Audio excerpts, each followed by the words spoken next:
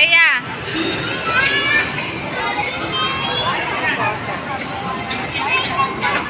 Hi mga guys, have a nice day. Ayan, ang aming mga kids ay naglalaro na naman sila dito sa SM MOA. Ayan, sobrang nag-enjoy sila dahil madami silang na rides at nalalaro. Masaya sa pakiramdam at masarap sa pakiramdam kapag nakikita natin yung mga kids natin na nag-i-enjoy sila sa kanilang mga ginagawa. Lalo na kapag nai-explore sila, madami silang mga natutunan. The more na madami silang nakikita, madami silang nagagawa, the more naman na madami silang matutunan. Kaya suportahan natin ang ating mga kids sa mga ganitong mga activities. Paminsan-minsan, kailangan din nilang pumunta sa mga ganitong activities. Dahil sa mga ganitong activities, nare-relax din yung kanilang mga katawan at isipan.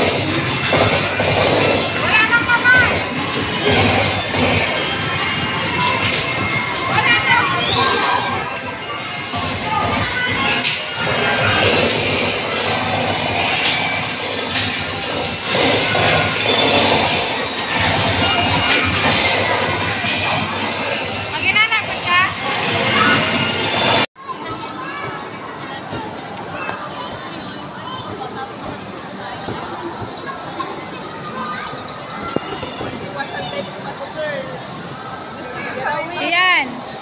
Iyan.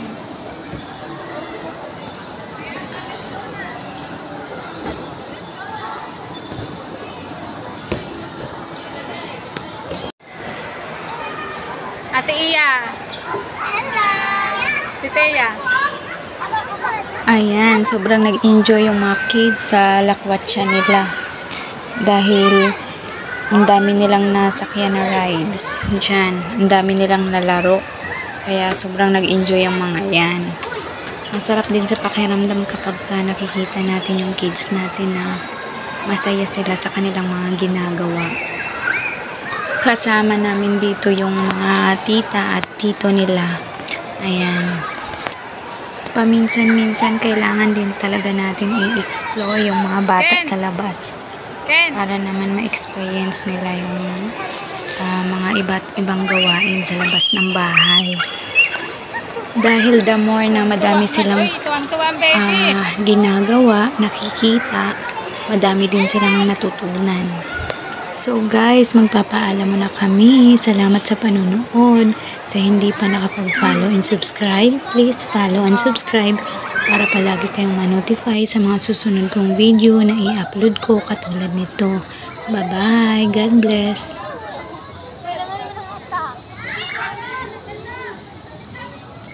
Storm. Iyan, si hi.